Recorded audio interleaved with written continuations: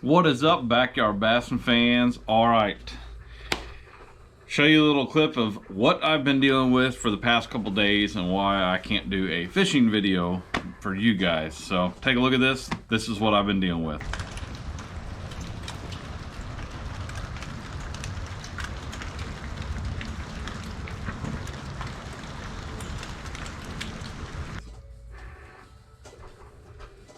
So as you see, it's been nothing but rain and thunderstorms and everything else, which is kind of odd for this time of year. It's actually been pretty mild in the 50s and 60s, so it hasn't been terrible. But it's just non-stop rain for the last couple days. Had Thanksgiving, which hopefully all you guys had a great Thanksgiving.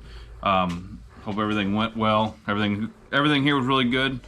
But today, like I said in my last video, we went over, a different way of doing a Carolina rig. It's a cheaper way, it's an easier way. For somebody starting off that don't want to go spend a bunch of money, buying the swivels and buying the weights and everything else, that was a kind of a cheap alternative to that. But today what we're going to do is actually go over the baits that I use a lot. I'll be honest with you, when it comes to Carolina rigging, I don't mess around with a lot of small baits. I'm typically going to stay on that larger side. So getting into it, first one I'm going to take off is actually going to be the Brush Hog. Just the Zoom Brush Hog. This is a great bait. It's not real buoyant. It doesn't float a whole lot, but it does have a slower sinking rate. It doesn't have a whole lot of salt in it at all. So it kind of stays up when you're on that monofilament line. This thing will stay up off the bottom a little bit. All around, it's a great bait. You can use this thing Texas rigged, all kinds of stuff. It's a great bait.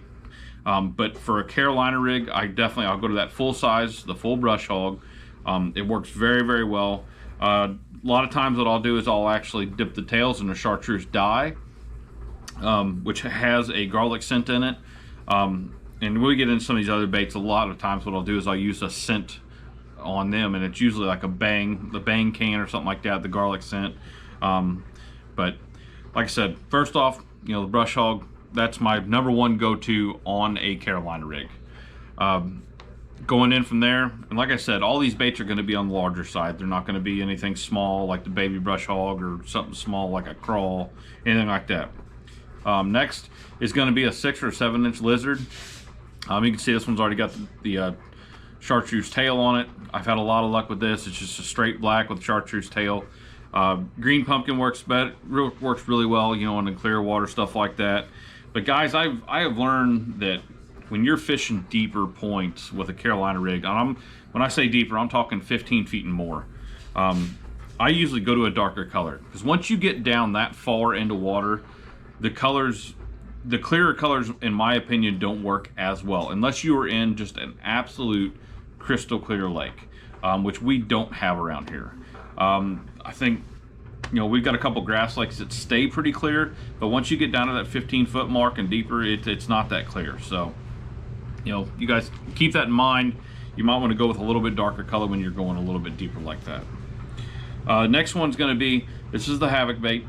Now this is the larger size. This is, I'll have to look up the name. I forgot they have an actual name for it. But it's the 4 inch, 5 inch actually, it's 5 inch. And this thing is just, that's a monster right there. Carolina rig and a punching rig is the only time I really use that bigger one like that real big profile. The Carolina rig, I absolutely love it on. This thing, it's actually got enough weight to it and will sink. And you can kind of slow drag that across the bottom on that Carolina rig. It works very, very well. Once again, a lot of times I'll dye those pinchers on there, just the very tips of them. And they work really well, really good too. Going in from there is going to be just the regular old worm. This is the old monster worm. This is in the plum or tequila sun. I think it's maybe tequila sunrise. But these work very, very well too. It just kind of sits back there, kind of floating along. Gets a lot of really good reaction bites. But that's probably one of my go-to baits, and my go-to colors is that tequila sunrise in the summer. Kentucky Lake, that thing just gets tore up down there. I don't know if it's just so much as that color or it is that actual worm, but I constantly go down there and get bit. Another one that I threw a little bit this year. I didn't have a whole lot of time with it because I ordered them kind of late. But that's going to be the Guggen's Trench Hog. This is another bait. Show you here.